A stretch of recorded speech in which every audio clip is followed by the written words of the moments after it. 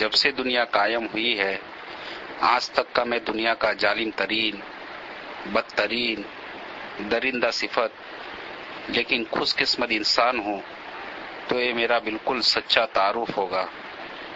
میں ضلع مظفر نگر کے بڈھانا تحصیل کے مسلم راجپوت اکثریت والے گاؤں میں ایک اہیر کے گھر اب سے تقریباً 42 یا 43 سال قبل پیدا ہوا۔ میرا گھرانہ نہایت ہندو مذہبی تھا لیکن جرائم پیشہ تھا۔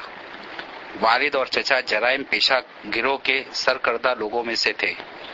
لوٹ مار، ظلم خاندانی طور پر گھٹی میں پڑا تھا۔ 1987 میں میرٹھ کے فسادات کے موقع پر اپنے باپ کے ساتھ رشتہ داروں کی مدد کے لیے میرٹھ رہا اور ہم دونوں نے کم از کم 25 مسلمانوں کو اپنے ہاتھ سے قتل کیا۔ اس کے بعد مسلم نفرت کے جذبے سے متاثر ہو کر بجرنگ دل میں شامل ہوا۔ بابری مسجد، رام جنم بھومی کچیے میں 1990 میں شاملی میں کتنے ہی مسلمانوں کو قتل کیا۔ 1992 میں بڈھانا میں بہت سے مسلمانوں کو قتل کیا۔ بڈھانا میں ایک بہت مشہور نام کا بدماش مگر سچا مسلمان تھا جس سے پورے علاقے کے غیر مسلم تھراتے تھے۔ میں نے اپنے ایک ساتھی کے ساتھ اس کو گولی مار دی۔ مسلم دشمنی میں مجھے درندے نے ایک ایسی ظالمانہ حرکت بھی کی، شاید بربریت اور ظالمانہ حرکت آسمان کے نیچے اور زمین کے اوپر کسی نے نہ دیکھی ہوگی اور نہ سنی ہوگی اور نہ خیال کیا ہوگا۔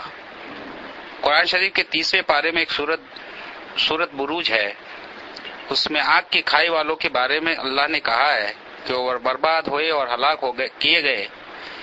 یہ سورت شاید میرے بارے میں اتری ہے، بس اتنا ہے کہ اس میں انہیں آگ والے یعنی جہنمی کہا گیا۔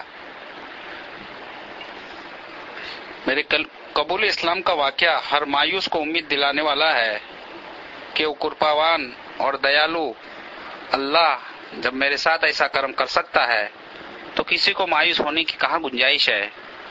میرے ایک بڑے بھائی تھے، ظلم اور جرائم کے باوجود ہم دونوں بھائیوں میں حد درجہ محبت تھی۔ میرے بھائی کی 2 لڑکیاں اور 2 لڑکے تھے جبکہ میرے کوئی اولاد نہیں ہے۔ بڑے بھائی کی بڑی لڑکی کا نام ہیرا تھا۔ وہ عجیب دیوانی لڑکی تھی، بہت ہی بھاوک تھی، جس سے ملتی بس دیوانوں کی طرح اور جس سے نفرت کرتی پاگلوں کی طرح۔ کبھی کبھی ہمیں یہ خیال ہوتا کہ شاید اس پر اوپری اثر ہے۔ کئی سیانوں وغیرہ کو بھی دکھایا مگر اس کا حال جو کا تو رہا۔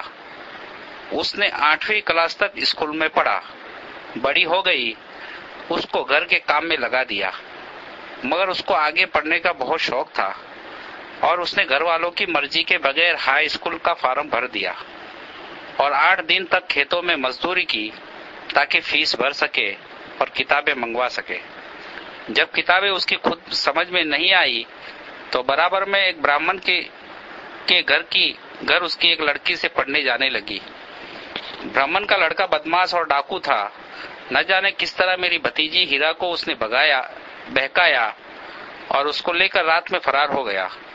وہ اس کو لے کر بڑوت کے پاس ایک جنگل میں جہاں اس کا گروہ رہتا تھا پہنچا۔ وہ اس کے ساتھ چلی تو گئی مگر وہاں جا کر اسے اپنے ماں باپ کی عزت جانے اور ان کی بدنامی اور اپنی غلطی کا احساس ہوا۔ وہ چپکے چپکے روتی تھی۔ اس گینگ میں ادریس پور کا ایک مسلمان لڑکا بھی رہتا تھا۔ ایک روز اس نے اسے روتے ہوئے دیکھ لیا۔ اس نے رونے کی وجہ معلوم کی۔ اس نے بتایا کہ میں کم عمری اور کم سمجھی میں اس کے ساتھ تو آ گئی مگر مجھے اپنی عزت خطرے میں لگ رہی ہے اور میرے ماں باپ کی پریشانی مجھے بہت یاد آ رہی ہے۔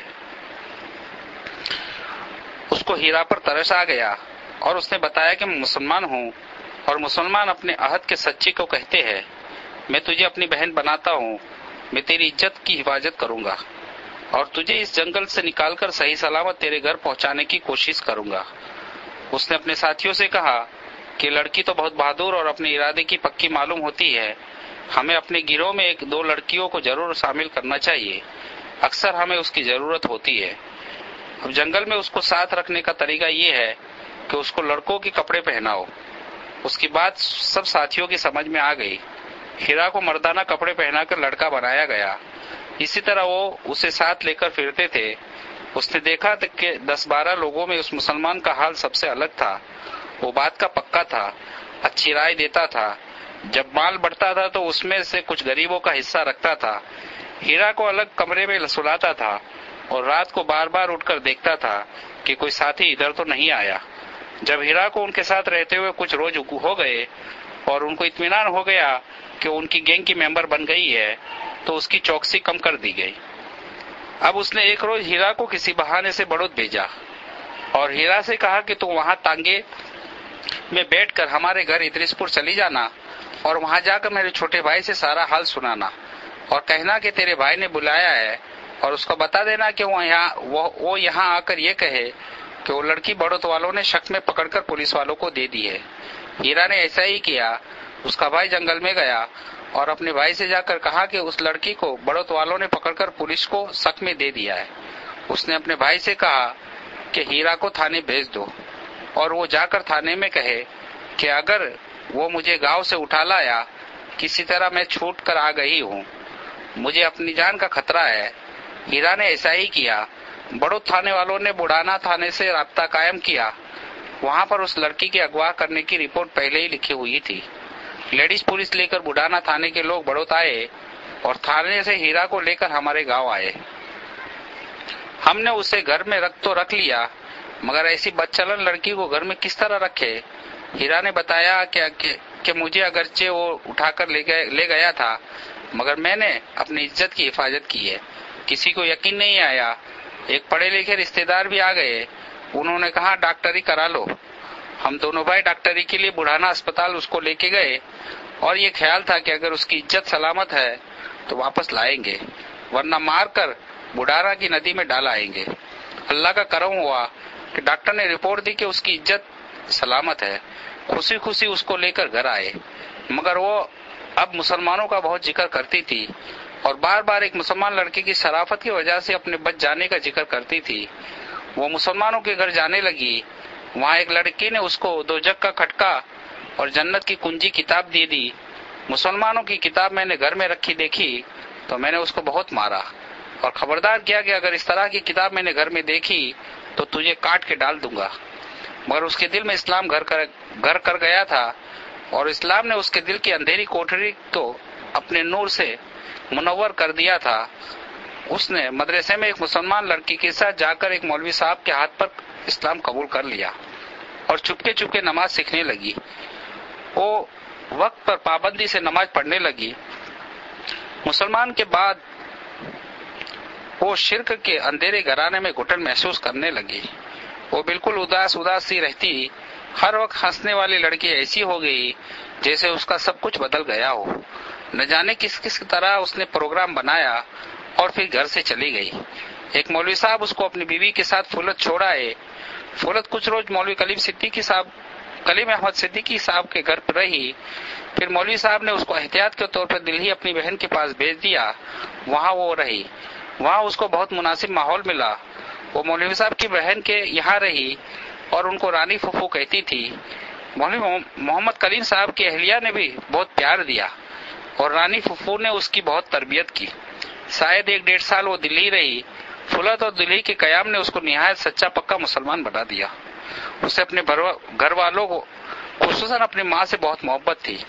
اس کی ماں بہت بیمار رہتی تھی۔ ایک رات اس نے خواب میں دیکھا کہ اس کی ماں مر گئی ہے۔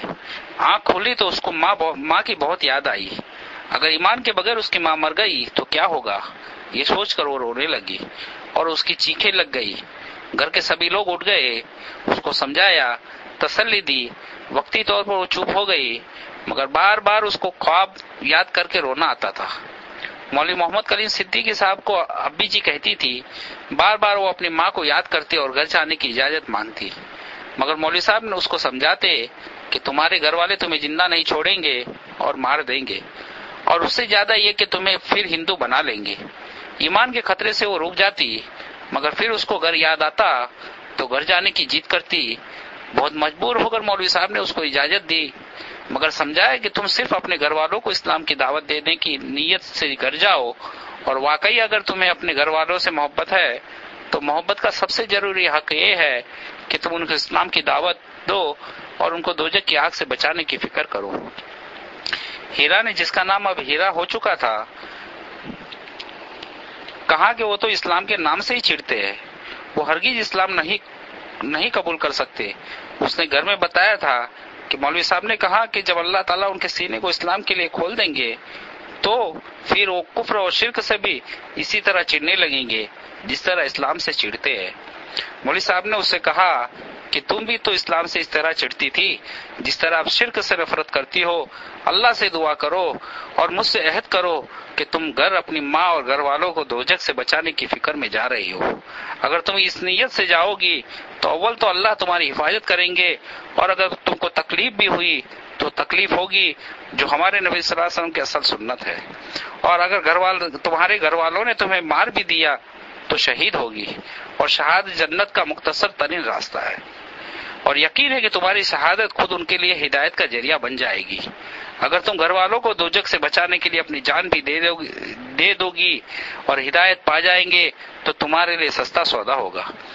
مولوی صاحب بتاتے ہیں کہ انہوں نے اس کو 2 رکعت نماز پڑھ کر اللہ سے ہدایت کی دعا کرنے اور دعوت کی نیت سے اپنے گھر جانے کا عہد کرنے کو کہا۔ وہ دہلی سے پھولت اور پھر ہمارے گھر آئی۔ ہم لوگ اس کو دیکھ کر آگ ببولا ہو گئے۔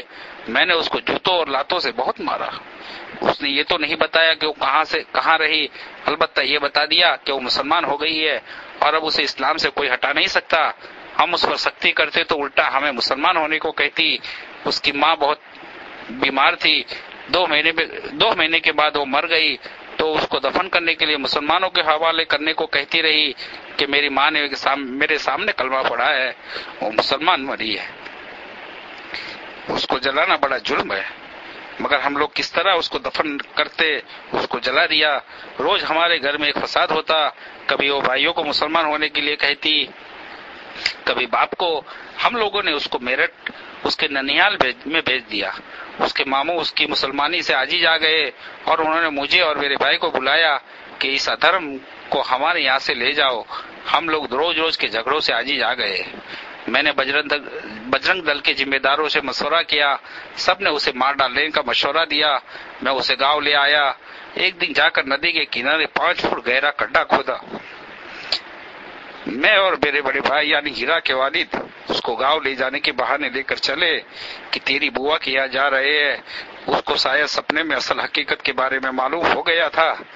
وہ نہائی اور نئے کپڑے پہنے اور ہم سے کہا کہ چچا آخری نماز تو پڑھ لینے دو۔